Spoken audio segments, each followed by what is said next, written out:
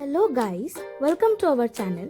আগের ভিডিওতে বলেছিলাম ঠাকুরের এই মালাগুলো কিভাবে বানিয়েছি সেটার একটি টিউটোরিয়াল দেব। সবার প্রথমে কিনে নিয়েছি কয়েকটা গোলাপ, তারপর আরেকটা দোকান থেকে গিয়ে কিনে নিয়েছি সাদা চন্দ্রমল্লিকা। মালাটি বানানোর জন্য আমাদের লাগবে ক্রচেটের সুতো, বড় ছুঁচ, যে ফুলগুলো কিনেছি সেগুলো, আর একটি কাঁচি।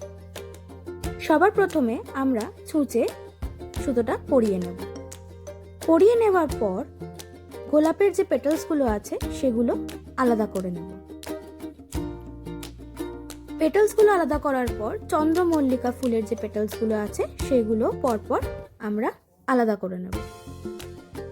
মালাটা বানানোর জন্য ফার্স্টে গোলাপের পেটালসগুলো দু সাইড থেকে ফোল্ড করে ক্রিসক্রস একটা প্যাটার্ন বানানোর পর আমরা পরস্পর গেঁথে নেব।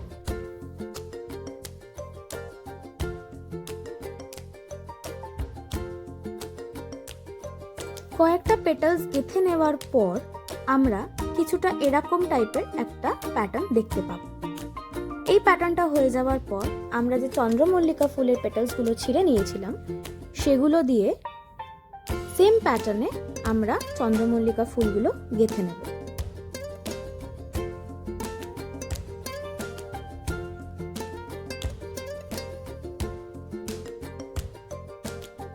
কিছুটা গেঁথে নেওয়ার পর যে এক্সেসিভ পার্টটা থাকবে চন্দ্রমল্লিকা ফুলের সেগুলো কাঁচি দিয়ে আমরা কেটে নেব।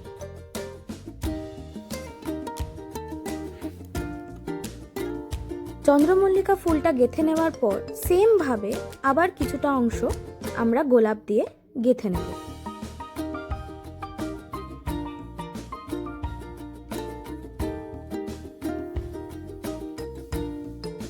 গোলাপ দিয়ে গেঁথে নেওয়ার পর কিছুটা এরকম দেখতে লাগবে।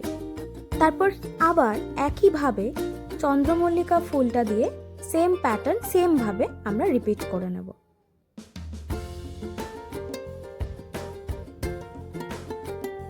মালাটা কমপ্লিট হয়ে গেলে মালার এন্ডটা সিকিউর করার জন্য গোলাপের ডাঁটির কিছুটা অংশ কেটে নিয়ে আমরা গেঁথে নেব। গেঁথে নেওয়ার পর সুতোর এন্ড দুটো এরকম ভাবে বেঁধে নেব। বেঁধে নিলেই তৈরি হয়ে যাবে আমাদের মালা। তোমাদের ভিডিওটা কেমন লাগলো আমাকে কমেন্ট করে অবশ্যই জানিও। দেখা হচ্ছে পরের ভিডিওতে। টাটা।